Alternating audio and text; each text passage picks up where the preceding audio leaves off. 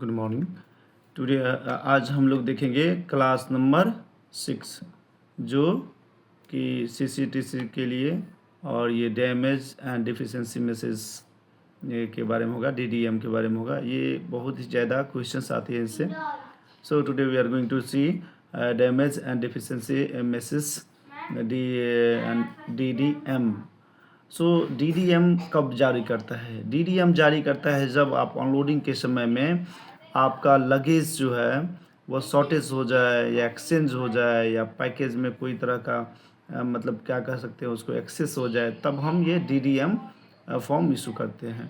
So TDM form பார்த்தோன்னா உங்களுக்கு suppose இது ஒரு லக்கேஜ் எக்ஸஸ் ஆயிடுச்சு, எக்ஸ்சேஞ்ச் ஆயிடுச்சு ஆர் ஷார்ட்டேஜ் ஆயிடுச்சுன்னா அந்த நேரத்திலும் உங்களுக்கு டிடிஎம் ஃபார்ம்ஸ் கொடுப்பாங்க.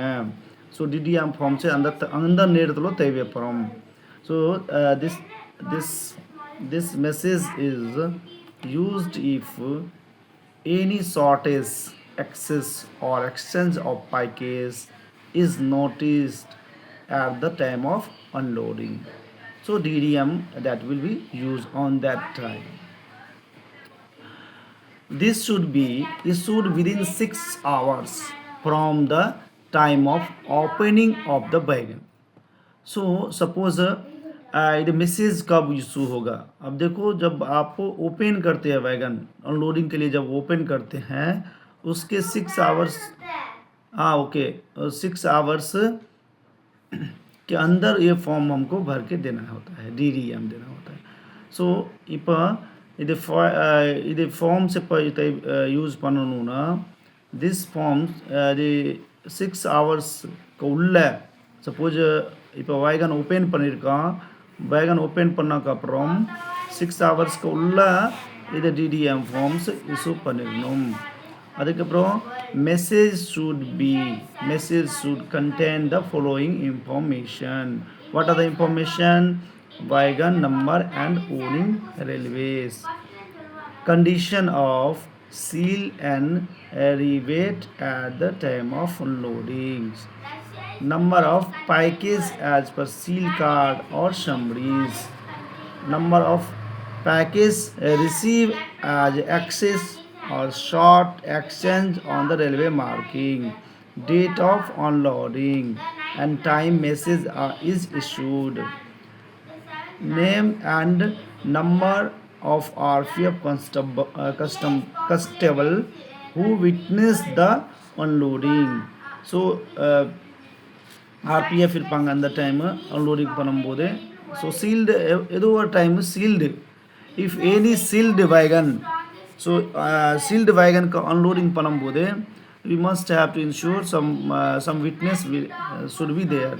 So some witness should be there. So RPF as a witness, they will be working there. So message is sent to last sealing station, forwarding station. It is not the last sealing station. CCO, concerned railway, SIRPF and senior DCM of the concerned division. So this message, இது DDM இருக்குல்ல, இது DDM உங்களுக்கு last ceiling ஸ்டேஷனுக்கு அனுப்பணும். Suppose forwarding a station if not the last station. So forwarding a station if the not the last station. Suppose இது ஏதோ ஒரு ஸ்டேஷனுக்கு உள்ளதா தெரிஞ்சிச்சு, ஏதோ ஒரு ஜாமா லாஸ் ஆயிடுச்சு, திப்ட் ஆயிடுச்சு, அந்த டைமில் மிட் ஸ்டேஷன்லேருந்து அன்லோட் பண்ண போவாங்க. ஸோ அந்த டைமு என்ன பண்ணணுன்னா forwarding station if it is not available. So CCO, concerned railway, SIRPF and senior DCM concerned and the division, they should give message. All message issue should be recorded in a DDM registered and supervisor should certify the last message issued on the day. So DDM actually है क्या? DDM है जब एक DDM actually है क्या, आप देख लीजिए एक बार फिर से. ये डैमेज एंड डिफिशिएंसी मैसेज है. जब भी कभी हम अनलोडिंग के वक्त ये पाते हैं कि हमारा सामान कुछ शॉर्टेज, एक्सेस और एक्सचेंज हो गया, तो ये फॉर्म जमा किया जाता है. ये फॉर्म जमा करने के लिए जो लास्ट स्टेशन होगा जहाँ अनलोडिंग होता है वो station is responsible, the last station is responsible, sealing station is responsible, but the last forwarding station is not the last sealing station. On that case, CCO of the concerned railway and SIRPF and senior DCM of the concerned division. So DDM registers should supervisor should certify at the last message issued on the day. और ये DDPC क्या है? DDPC क्या है? ये है damage and deficiency post card. So how it is used, damage and deficiency postcard. So damage and deficiency postcard, this is used for a package are received in damage, leaky and pilfered condition at the time of unloading. So DDPC कब issue होगा? जब आप receive करते समय आपने देखा कि receive करते समय शॉर्ट हो गया, थिफ्ट हो गया या एक्सचेंज हो गया, उस समय आपने DDM फॉर्म भरा था. लेकिन DDM फॉर्म भरा था जब आपको शॉर्ट होता है, एक्सचेंज होता है या थिफ्ट हो जाता है. लेकिन जब कोई आपका सामान है और वो डैमेज कंडीशन में है, लीकेज कंडीशन में है, तो उस कंडीशन में आप क्या करेंगे? जब इस कंडीशन में आपका सामान मिले तो आपको DDPC should be used. On that time we have to issue DDPC. So DDPC should issued by the close of the day. इधर डोर ओपन पा, डोर बंद कर लो, आवाज कम जाएगा. So the following information should be furnished in DDPC. पूरा बंद करो, you भी पूरा बंद कर ली बेटा. So the number of package as per seal card, number, package actual unloading, condition of seal, rebate, opening wagon, condition of package in the wagon, invoice, weight of the package, weight of the deweightment. So ये सब सारा information इसमें रहेगा. और इसमें बस हमें questions क्या आती है इधर बट एना क्वेश्चंस बरूना ಅದಕ್ಕೆ ಮ್ಯಾಕ್ಸಿಮಮ್ ಇದೆಲ್ಲ என்ன யூஸ் கேட்பாங்க. DDPC என்ன யூஸ் அப்படி கேட்பாங்க. One questions. அடுத்த क्वेश्चंस என்ன வரும்னா DDPC का அப்ரிவியேஷன் கேட்பாங்க. அத ரெண்டு क्वेश्चंस இதெல்லாம் வர வாய்ப்பு இருக்கும், அதை பார்த்துக்கணும். ஸோ அடுத்து என்ன இருக்குன்னா delivery of goods. So as per section 76 of the Railway Act 1989. So delivery of goods, sometime the section will be asked. The section sometime they will ask under which section delivery of goods is permitted. So section 76 Act 1989, consignment shall be delivered to the consignee on surrender of railway receipt, RR, railway receipt. Delivery means the making of a physical possession of the goods to be rightful owner on collection of railway receipt at the charge due.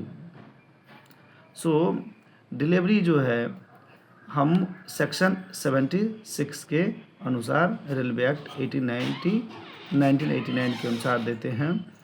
और delivery देते वक्त हमें क्या देखना होता है? ये देखना होता है रेलवे रिसिप्ट, जिसको हम RR बोलते हैं,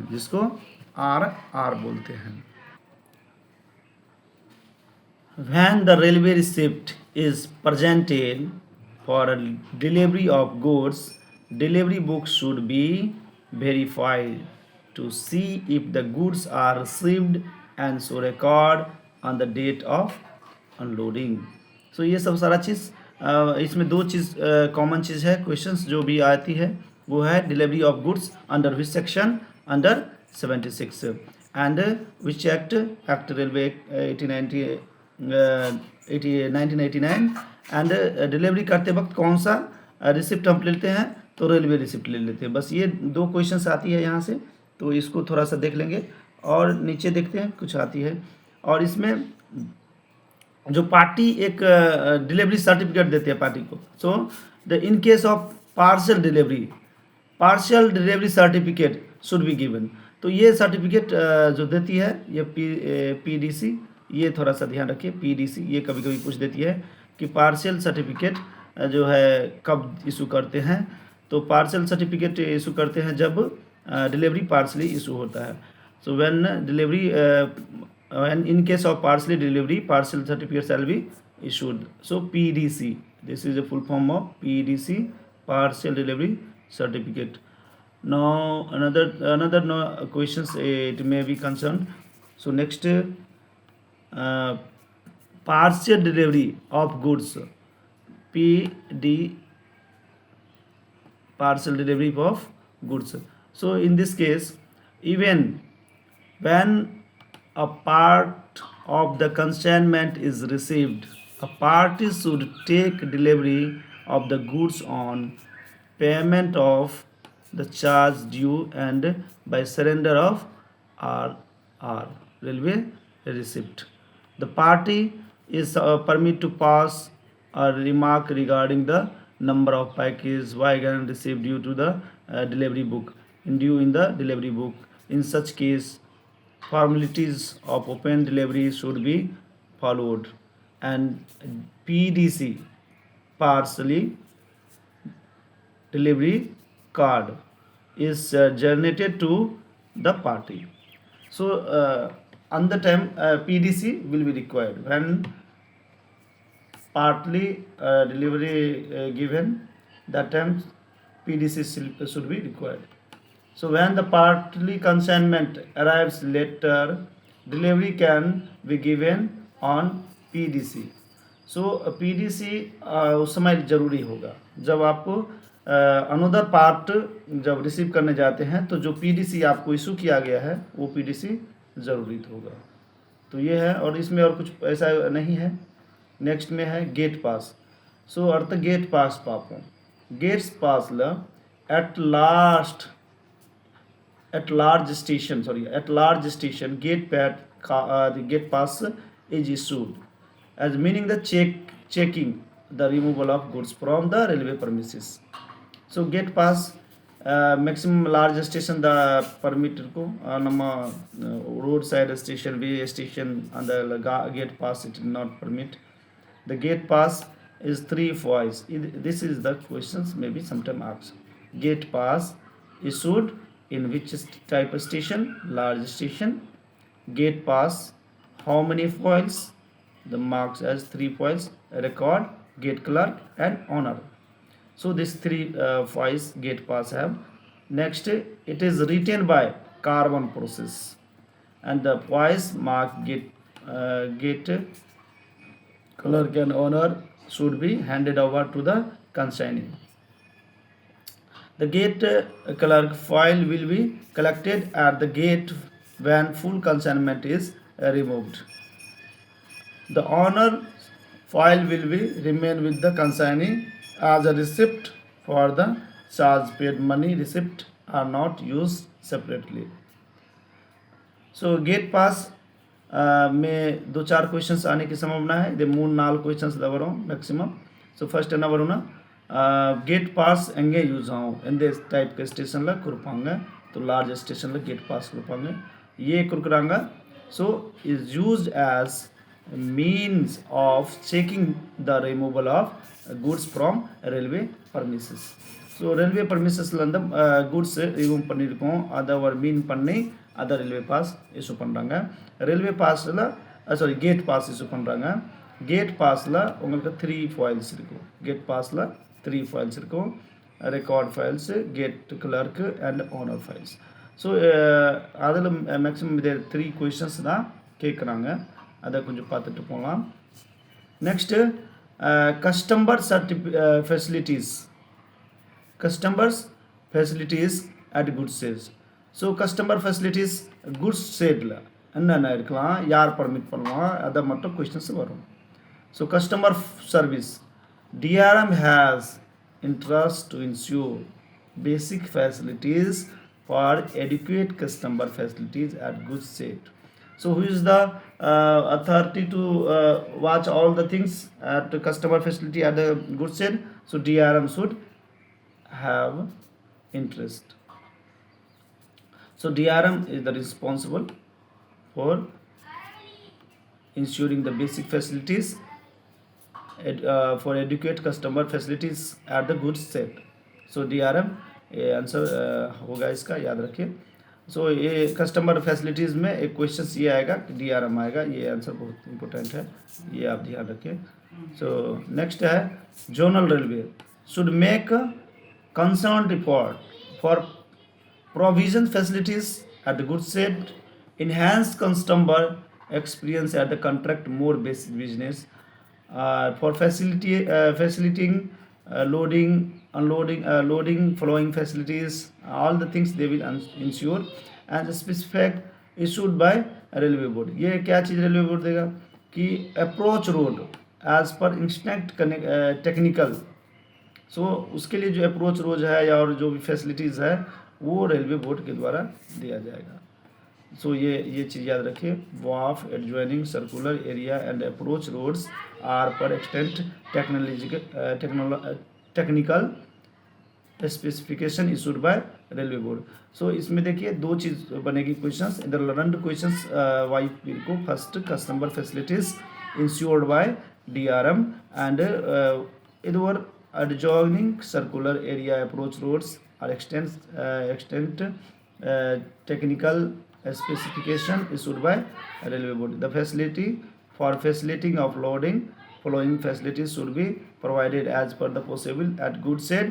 So this all the matters given by the railway board. So याद रखो कि जब भी फैसिलिटी इंश्योर की बात आएगी तो DRM इंश्योर करेगा, उसी का बेसिक फैसिलिटी जो इंश्योर करेगा है कि नहीं है.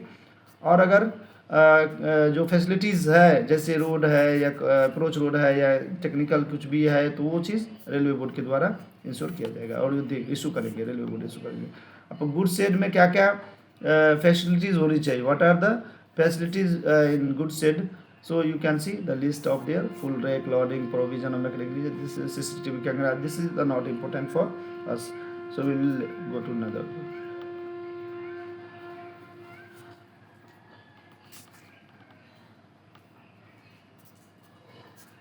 This is the very important questions.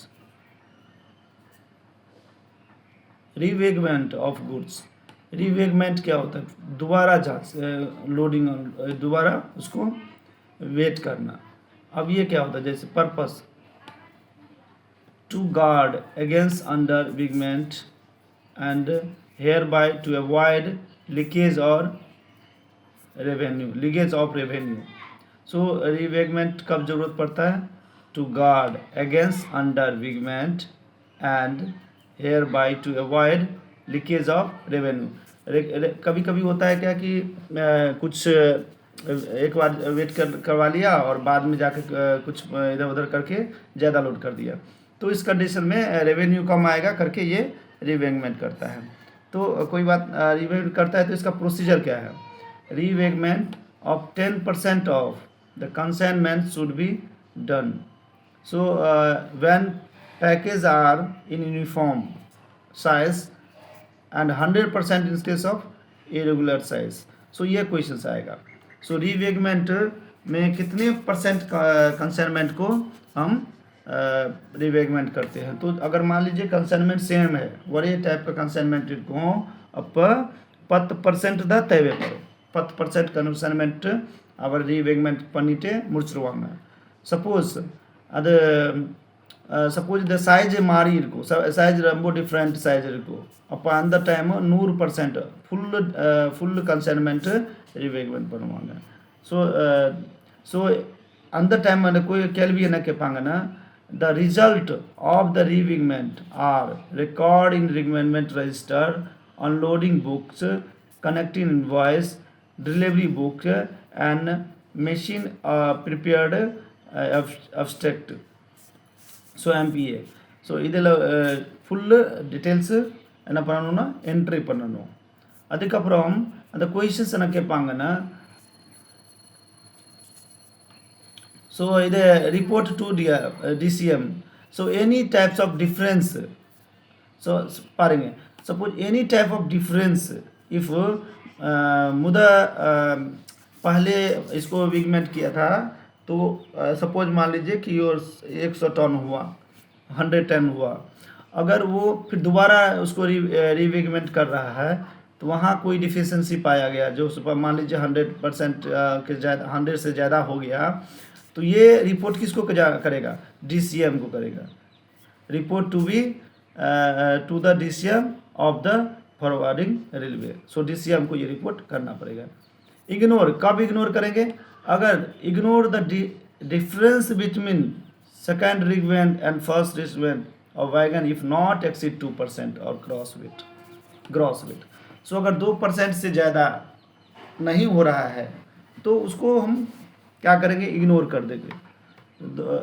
वो एक जैसे मान लीजिए पहले 100 टन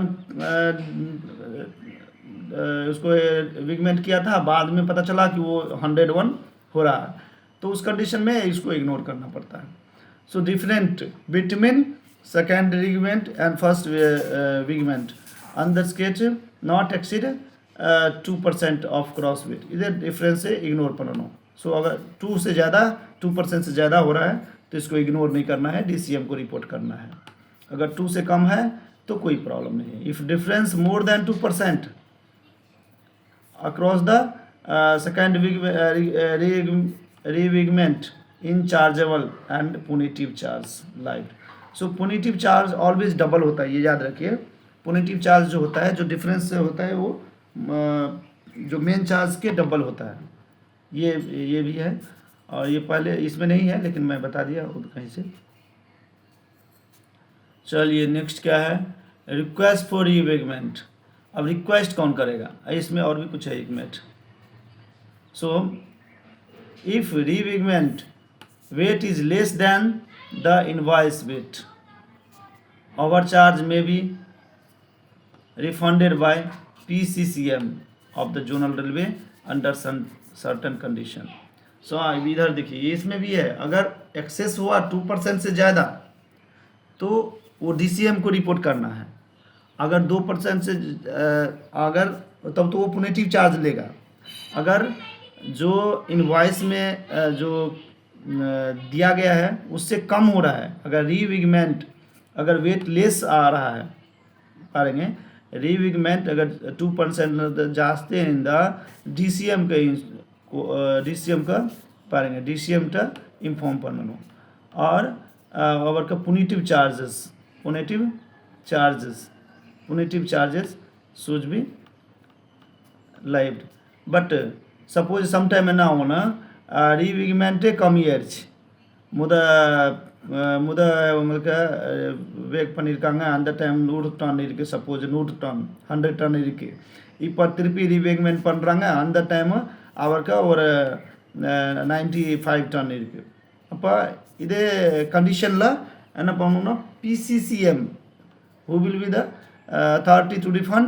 PCCM. அப்போ इनवॉइस वेट ओवर चार्ज आइला, ओवर चार्ज का refunded given by the PCCM. So it will be asked sometime overcharges, overcharges invoiced, weight overcharges is refunded by PCCM, Principal Chief Commercial Manager of the Zonal Railway under certain condition. The rake which are already waked will be re-waked under a special instruction of DRM or SAG Vigilance Officer. So रिविगमेंट हम ऐसे ही नहीं कर सकते, उसके लिए हमको permission लेना पड़ेगा. किससे लेना पड़ेगा? DRM से लेना पड़ेगा या फिर SAG विजिलेंस ऑफिसर से लेना पड़ेगा. तो ये चीज़ याद रखिए.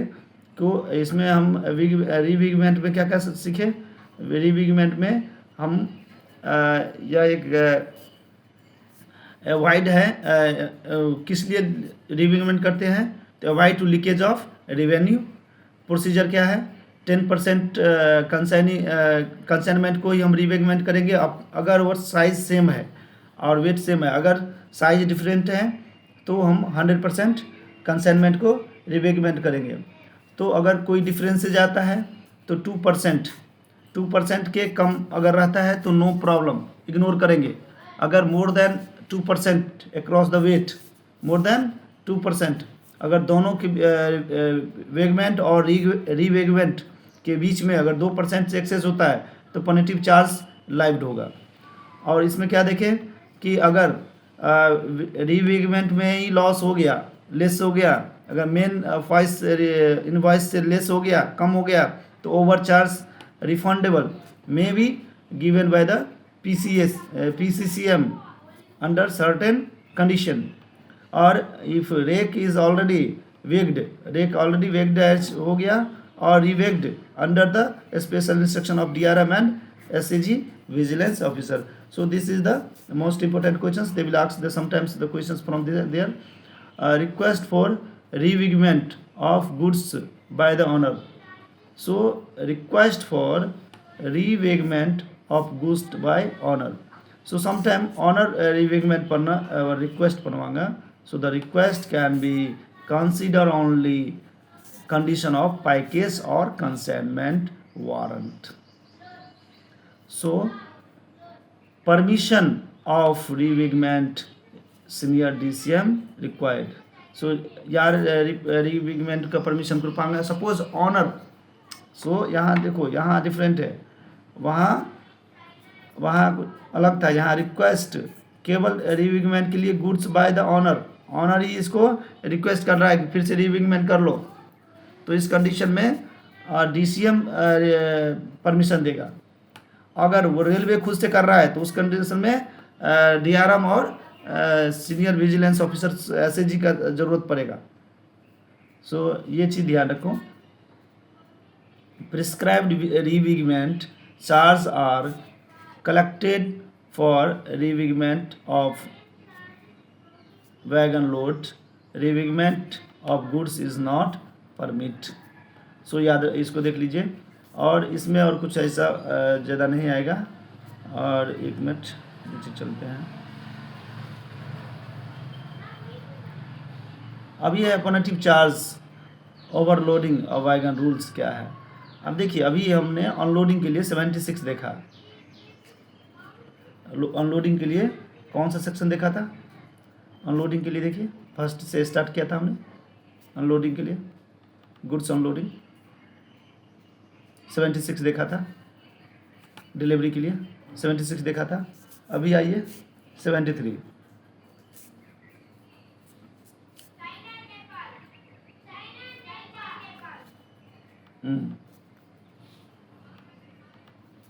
So punitive charges for overloading wagon rules 2012 section 73. So section 73. अब कभी कभी questions sometimes the questions will be asked from there. So punitive charges for overloading wagon rules 2012. So what are the section? Section is 73. So sometime punitive charges are collected. Punitive charges are collected when the commodity are loaded or wagon beyond its PCC or as notified the railway. PCC means permissive carrying capacity.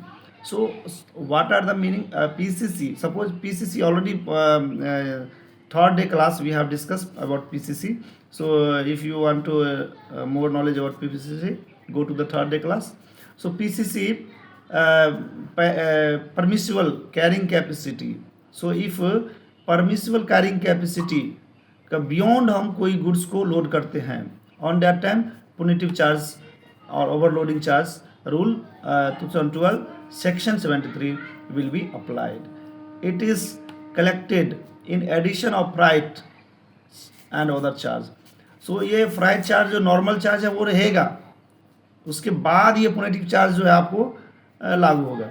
So punitive charge can be collected from the consignor और consignee or indoors punitive charge are not collected in the consignor if carries outload adjusted at the outstanding station. तो ये question से आप ध्यान से देख लीजिए. Punitive charge collected from the consignor, the consignee or the endorsee, but punitive charges are not collected if the consignor carries out load adjustment at the originating station. अगर वो वहीं originating station में ही सारा चीज़ बता दिया और लोड एडजस्टमेंट करा दिया तो उसको punitive चार्ज नहीं लगता है. ऑन द अब इसमें punitive चार्ज जो है हमेशा डबल लेते हैं. कितने लेते हैं? डबल लेते हैं. आगे नीचे देखिए, नीचे में है, यहाँ देखिए, BG session surplus charge is applicable. ये क्वेश्चन आया था कि surplus charge can applicable, surplus charge कब एप्लीकेबल होता है, ये क्वेश्चन आया था, मैंने देखा था. तो BG session surplus charge will be applied. So BG session surplus charge will be applied. No development charge is levied. No development charge will levy BG session. So these questions one time I have seen, you see there. So this is chart for how much exceeding PCC carrying capacity, how much they are taking the extra PCC carry, extra amount, while BCCW, BCNL, CHEL, BFN, SM, BFCF, BCFC, BCFCM, this type of load, if up to 0.5 ton, up to 0.5 ton is normal, but 0.5 ton but less than 3.5 ton, 2 times of freight PCC will be applied. Or standard situation B, situation A and again this you can see these things. So this such type of deep they will not go.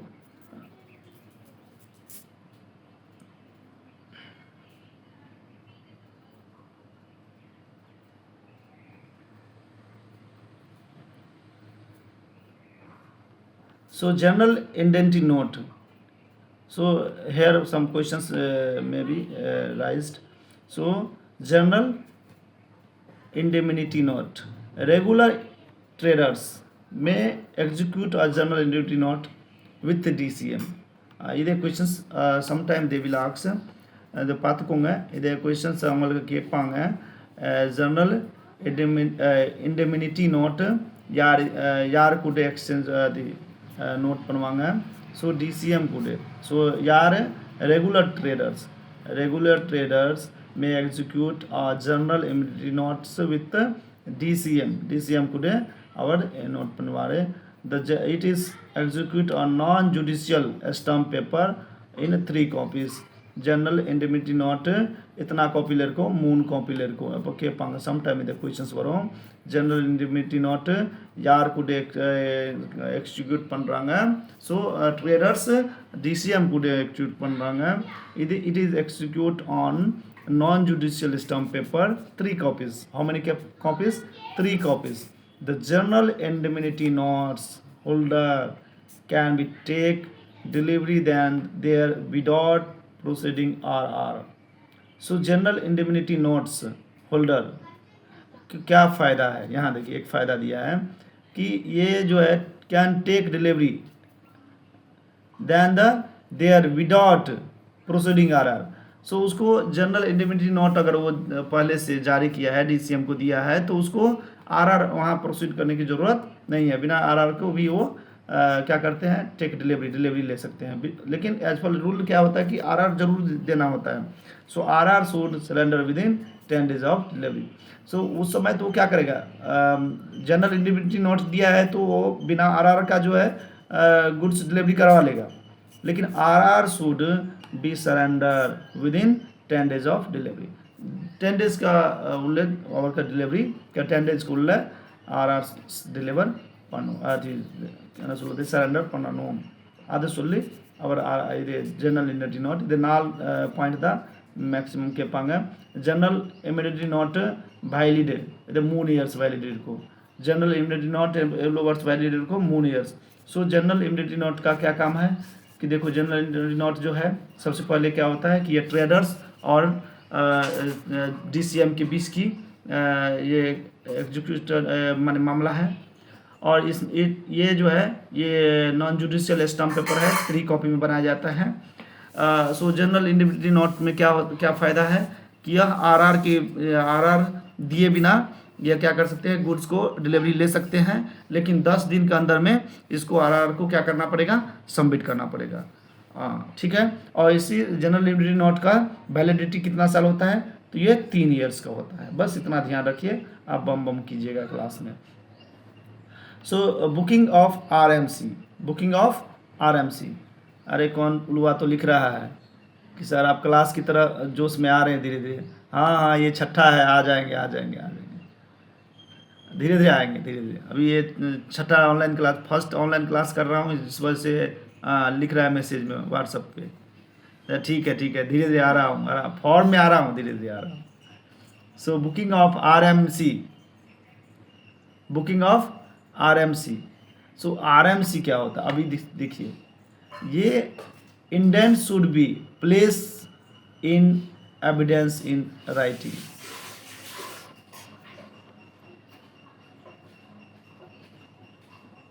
So no registration is applicable for departmental general service wagons।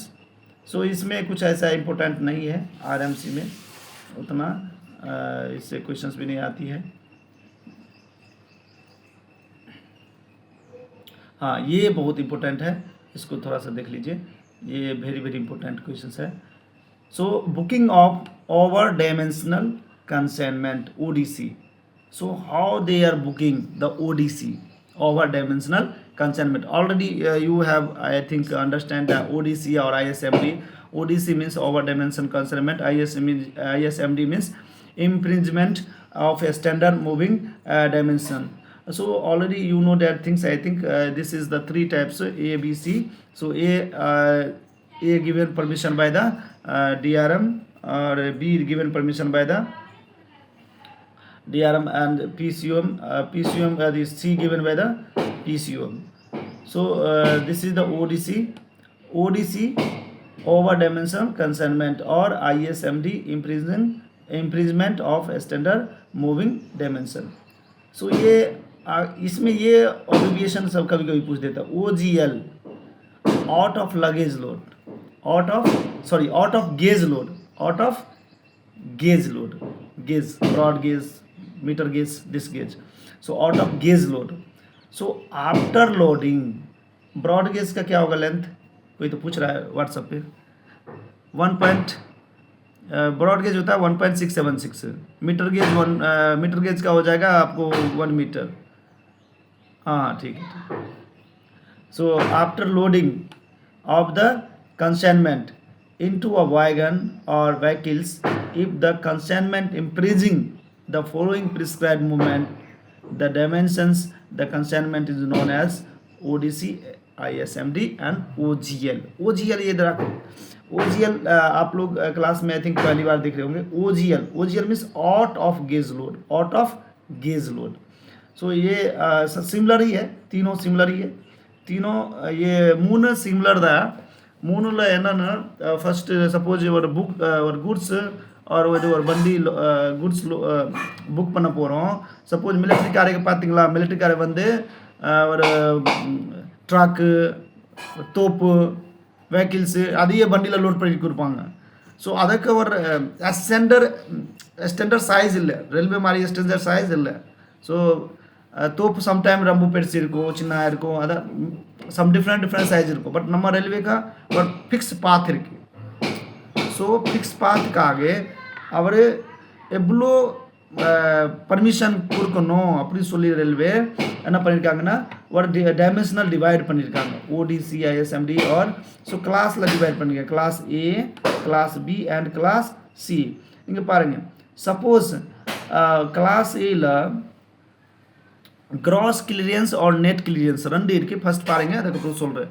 Cross clearance என்னென்னா, suppose ஒரு வண்டி ஸ்டேஷனில் நிற்கும் போது platform और ಬಂಡಿக்குள்ள gap பாத்தீங்களா கொஞ்சம் gap இருக்கும் प्लेटफॉर्म और बंडीकुள்ள கொஞ்சம் गैप இருக்கும் सो ग्रॉस क्लियरेंस क्या होता है देखो प्लेटफॉर्म और ट्रेन के बीच में कुछ गैप होता है प्लेटफॉर्म और ट्रेन रुकने के समय में if train is stopping train already stopped, so on that time you have to see that the platform and the stopping train and the stopped train, so this both have some gap. Platform and a stopping train both have some gap. On that gap we have to we know as a gross clearance.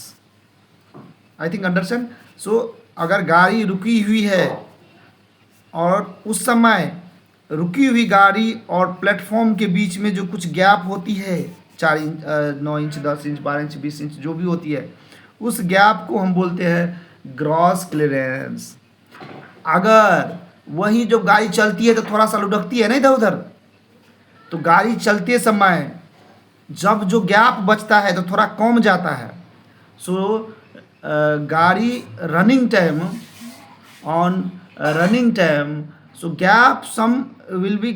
some gap will be managed, so gap some less आहो अंदर gas कुंजो कमी आओ gap कुंजो कमी आओ, so gap कुंजो कमी आना गैप रनिंग टाइम थ्रू टो पोंग रनिंग टाइम बंडी प्लेटफॉर्म और बंडी कुल्ले गैप कुंजो कमी आओ ये ना रनिंग टाइम बंडी कुंजो सेक आओ लेफ्ट राइट सेक आओ अगर सेक हम बोदे वर कुंजो वर गैप कमी आओ निकम बोदे गैप जास्ती इरको रन पनम बोदे गैप कमी आओ, सो निकम बोदे गैप ग्रॉस क्लियरेंस सोलवांगे रनिंग टाइम गैप कुंजो कमी आओ अदे गैप नेट क्लियरेंस सोलवांगे। सो ग्रॉस क्लियरेंस क्या होता है जब गाड़ी रुका हुआ है उस समय जो आपको प्लेटफॉर्म और गाड़ी के बीच में जो गैप होता है वो गैप ग्रॉस क्लियरेंस हो गया। जब गाड़ी स्पीड में जा रहा होता है तो गाड़ी तो चेक करेगा थोड़ा बहुत लेफ्ट राइट करता है हल्का हल्का, तो उस समय क्या होता है कि जो गैप जो रनिंग टाइम में जो गैप बचेगा तो वो थोड़ा कम होगा, रुके हुए में ज़्यादा गैप रहेगा लेकिन रनिंग टाइम में थोड़ा कम हो जाएगा, तो रनिंग टाइम वाला जो गैप होगा उसको नेट क्लियरेंस कहते हैं। हमको लग रहा है समझ गए होंगे। अरे ये कौन लिख रहा है व्हाट्सएप पे कि सर ये क्या हो रहा है, धीरे धीरे चार्ज हो गए आप। हाँ तो तुमको क्या लग रहा है कि बैटरी डाउन ही रखना है? अच्छा आएंगे। अरे धतूरा पी लिया क्या? तो धतूरा क्या होता है ये? नहीं चलो ठीक है। So B class station having gross clearance. So A class station में देख लो पहले, ए क्लास स्टेशन में 9 इंच होना चाहिए, मोर देन 9 इंच, 9 इंच से ज़्यादा, 9 इंच से ज़्यादा और सॉरी क्या कहता है having gross clearance of 9 inch and above and net clearance 6 inch and above. ठीक है ये ग्रॉस क्लियरेंस जो है ए क्लास में 9 इंच से ज़्यादा होना चाहिए। अभी देखिए अब बी क्लास में ग्रॉस कितना होना चाहिए? 6 से 9 होना चाहिए। इजी है, देख लो ध्यान से। ए क्लास में 9 इंच से ज़्यादा होना चाहिए ग्रॉस क्लियरेंस, बी क्लास में 6 से 9 इंच होना चाहिए और सी क्लास में 6 से 3 इंच होना चाहिए। C class 6 3, B class 6 9, A class 9 more 9 and above, A class 9 and above, B class 6 9, C class 6 3। ये ग्रॉस क्लियरेंस बताया। अभी नेट क्लियरेंस क्या होता है? नेट क्लियरेंस कम ही होगा। अभी देखिए सो फर्स्ट में नेट क्लियरेंस ए में ज़्यादा होगा तो 6 एंड मोर, 6 एंड अबव ए में ज़्यादा, बी में कम होगा 3 एंड 6 के बीच में होगा, बी में 3 एंड 6 के बीच में होगा और सी में तो और कम हो जाएगा तो लेस देन 3 होगा, सी में लेस देन 3। अब याद कीजिए सी में लेस देन 3, बी में 6 और 3 के बीच में, 3 और 6 के बीच में, बी में 3 और 6 के उल्ला बीच में 3 और 6 के उल्ला और ए में मोर देन 6 ए, बी 3 और 6, सी 3 और लेस। ठीक है नेट क्लियरेंस। अब आगे आइए तो ये हमको लग रहा है नेट क्लियरेंस और ये समझ गए होंगे आप। अब बुकिंग ऑफ मिलिट्री, इसमें किलोमीटर याद रखिए, स्पीड बता देता हूँ। स्पीड जो होता है वो ए क्लास में नॉर्मल स्पीड में जाएगा 75 में जाएगा, ठीक है, और बी क्लास में 40 में रहेगा और सी क्लास में 25 रहेगा, ठीक है, ये याद रखिए, सॉरी 25 रहेगा। सो A class normal 75 speed rate में जाएगा, बी क्लास में 40 के स्पीड में जाएगा और सी क्लास में 25। So this is speed of the train. और परमिश इसमें क्या होता है, बहुत सारा चीज़ है जो हम उस क्लास में ओडीसी क्लास में और भी बताएंगे।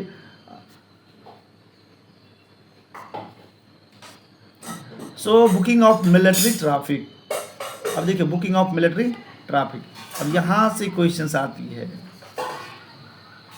यहाँ से क्वेश्चंस आती है, देखिए। सो यहाँ से मिलिट्री ट्रैफिक है तो ये पीएफटी में कहाँ जाएगा, प्रेफरेंशियल शेड्यूल में कहाँ जाएगा, फर्स्ट में रहेगा कि सबसे पहले मिलिट्री ट्रैफिक को पहला स्थान पे देगा, ये प्रायोरिटी ए में रहेगा, याद रखिए, ये क्वेश्चन आता है देखिए यहाँ लिखा भी है, लुआ दे दिया है, military traffic is booked under priority ए।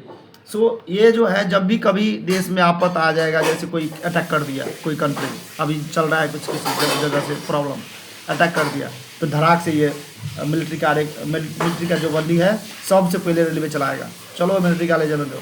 उसके बाद जब बचेगा तो अब जैसे इमरजेंसी आ गया, क्या इमरजेंसी आ गया, अब कोई बीमारी आ गया या फिर भुखमरी आ गया या कहीं सूखा आ गया, कहीं बाढ़ आ गया, कोई अर्थक्वेक आ गया, कोई कुछ आ गया, तो उसके लिए रिलीफ चाहिए ना, तो रिलीफ वाला जो होगा सेकंड में आएगा, जैसे फूड रिलीफ, फूड ग्रेन, ये सब सारा चीज़ है सेकंड में आएगा।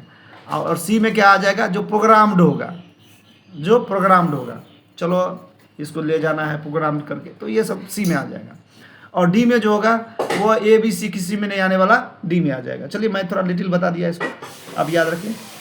सो इसमें क्वेश्चंस क्या आता है, the construction and maintenance of military siding is done by railway, ये चीज़ आता है क्वेश्चन की। मिलिट्री साइडिंग देखिए, प्राइवेट साइडिंग भी है, मिलिट्री साइडिंग भी है, रेलवे साइडिंग है। तो प्राइवेट साइडिंग का तो कंस्ट्रक्शन का काम प्राइवेट का आदमी देखेगा, और रेलवे साइडिंग और जो मिलिट्री साइडिंग है ये दोनों रेलवे करता है, ये याद रखना। All expenditure will be debit to defence department. अब देखिए रेलवे कितना चलाक है, चतुर है, ये चतुर है। उधर से क्या करता है, अपना जो कंस्ट्रक्शन कर लेता है, आज जितना खर्चा हुआ धड़ाक से ले लेता है, किससे ले लेता है, डिफेंस डिपार्टमेंट से ले लेता है।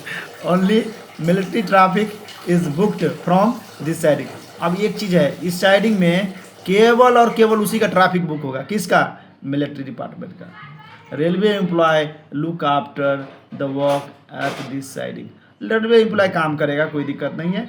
और payment is borne by defence department, और पेमेंट कौन देगा, डिफेंस डिपार्टमेंट देगा। सो पारेंगे, so construction and maintenance of military department siding, military siding इधर कंस्ट्रक्शन मेंटेनेंस अल्ला मिलिट्री साइडिंग का रेलवे दा पापांग அவரது எக்ஸ்பெண்டிச்சர் எல்லாம் பண்ணுவாங்க, लेकिन என்னென்ன எக்ஸ்பெண்டிச்சர் பண்ணியிருக்காங்க அவர் டிஃபென்ஸ் டிபார்ட்மெண்ட்ஸை வாங்குவாங்க. ஓன்லி மிலிட்ரி டிராஃபிக் அங்கே புக் பண்ணுவாங்க, रेलवे का वर्क பண்ணுவாங்க, பட் டிஃபென்ஸ் டிபார்ட்மெண்ட் அவருக்கு சேலரி கொடுப்பாங்க. Military traffic include all types of military stores, वहाँ सभी तरह का मिलिट्री स्टोर रहेगा. While booking traffic from military siding charge will be collected and actual trip time basis at the public tariff. तो उस समय जब मिलिट्री का कोई साइडिंग में बुक कर रहा है, कुछ भी बुक कर रहा है, तो वो भी पैसा लेगा as per the normal public rate. So indent will be registered for supply of wagon registration fee will not be collected. यही चीज़ नहीं लेगा, ये चीज़ याद रखिए, ये थोड़ा पूछेगा क्वेश्चंस में. इधर क्वेश्चंस मटो के पांगा wagon registration fee applicable for military traffic or not, ada mari questions ke panga. So on the time clearing wagon registration fee will not collected by railway while booking of military traffic. So payment mode through military credit notes से other payment mode not important एवलो so इंगे पारेंगे rates of military traffic so rate என்ன rate அந்த rate கேட்பாங்க class LR1 class LR1 when loaded in military wagon class 110 when loaded in general service wagon so देखिए 100 change में 100 वहाँ अगर लोडेड इन जनरल सर्विस वैगन में अगर लोड कर रहा है तो क्लास 110 ये लोडिंग का रेट्स का क्लास है याद रखिए रेट का क्लास है 46 क्लास है पूरा सो रेट का क्लास है 110 और क्लास R1 में अगर बुक करेगा तो van loaded in military wagon में बुक करेगा तो इस क्लास के अनुसार से पैसा लेगा मिलिट्री वैगन में बुक करेगा तो इस हिसाब से LR1 के हिसाब से पैसा लेगा अगर वही चीज़ अगर वो वैगन डिमांड क्या बोलते हैं loading under general service book so they will give this class rate class 110 van load in general service wagon मतलब रेलवे का अपना वैगन जो है उसमें अगर बुक करेगा तो क्लास 110 के हिसाब से उसका रेट लेगा अगर क्लास अगर वो मिलिट्री वैगन में ही बुक कर रहा है मिलिट्री का अपना वैगन है उसमें बुक कर रहा है तो उसके लिए वो क्लास LR1 में बुक करेगा freight will be charge next देखिए freight will be charge on permissible carrying capacity of wagon freight will be charge at wagon load class rate in case wagon less than standard excise intended for so ये सब चीज़ याद रखिए थोड़ा सा और other charge क्या क्या है अदर चार्ज इसमें क्या क्या लेगा for railway owned stock siding charge shunting charge demurrage charge is levied ये लेगा सभी लेगा साइडिंग चार्ज भी ले रहा है शंटिंग चार्ज भी ले रहा है डोमरेज चार्ज भी सभी चार्ज ले रहा है वफरेज चार्ज शुड बी लाइव वफरेज चार्ज भी ले रहा है वफरेज चार्ज और डोमरेज चार्ज कब कब लेते हैं कमेंट मारिए वेफरेज चार्ज कब लेते हैं डेमरेज चार्ज कब लेते हैं कब लेते हैं कमेंट मारिए और जिनको इधर वेफरेज चार्ज वांगरांगा डेमरेज चार्ज वांगरांगा इधर कमेंट पोटुकोंगा वेरे என்ன சொல்றதா वेफरेज चार्ज एवलो इतना वंडी के एवलो और डेमरेज चार्ज इतना वंडी के एवलो அதுவோ கொஞ்சம் பார்க்கலாம் so booking of livestock இதே क्वेश्चंस நிறைய டைம் பார்த்துருக்கோம் booking of livestock so this is the most chapter இதை பார்க்கணும் பாருங்க நல்லா பாருங்க so person who desire to book animal by railway should give at least 24 hours advance notice so பாருங்க the error live stock so our book பண்ண போறாங்கல 24 hours முன்னாடி தான் inform பண்ணனும் both forwarding station and destination station should be open for booking of livestock so அப்போ என்ன insure பண்ணணும்னா book பண்ணும்போது என்ன இன்ஷூர் பண்ணணும் சப்போஸ் எங்கேருந்து புக் பண்ணுறாங்க விருதுநகர்லேருந்து புக் பண்ணாங்க और சென்னைக்கு போகுது அப்போ சென்னை और விருதுநகர் ரெண்டில் இது open for booking of livestock இருக்கணும் இல்லைன்னா அங்கே லைவ் ஸ்டாக் இங்கே புக் பண்ணிடுவாங்க அங்கே வந்து ஸ்டேஷனில் போயிட்டு சொல்லுவாங்க நாம் லைவ் ஸ்டாக் அன்லோட் பண்ண மாட்டோம் அப்படி சொல்லி எப்படி அது ஒரு கேஸ் வரக்கூடாது அப்படி சொல்கிறாங்க so animal should be brought into railway permissions after physical supply of wagon okay ले सकते हैं not number of animal that can be loaded per wheeler 4-wheeler wagon is given in goods tariff अब कितना animals एक 4-wheeler में डाल सकता है ये गुड्स टैरिफ में नोट किया हुआ रहेगा जब बुक करेगा तो उनको वो बता दिया जाएगा कि आप एक वैगन में इतना ही एनिमल्स को लोड कर सकते हैं so it will be mention in goods tariff so they will tell on that time attention should be execute and indemnity bonds and travel in the wagon along with the animal so अब ये indemnity notes क्या होता है indemnity note होता है जो DCM को party देता है और ये 3 वर्ष के लिए वैलिडिटी होता है ये याद रखिए और live stock booked class LR3TL सो याद रखिए, ये पूछता है क्वेश्चन से, लाइव स्टॉक किस में बुक किया जाता है? LR3TL में बुक किया जाता है एंड LR120WL में बुक किया जाता है। ये class LR3TL and class 120WL में बुक किया जाता है ऑनर रिक्स में, और ये ऑनर रिक्स में होता है। सो ऑनर रिक्स और रेलवे रिक्स दोनों हम पढ़ा चुके हैं, क्लास नंबर 2 में बताए, आप इसमें जाके देख सकते हैं। जो ऑनर रिक्स एंड रेलवे रिक्स both we have discussed in class number 2, so we can go to there now. We are going to end the class today. So after this 7th day class, we will see the dangerous goods and all the remaining portion we will see from tomorrow. Thank you.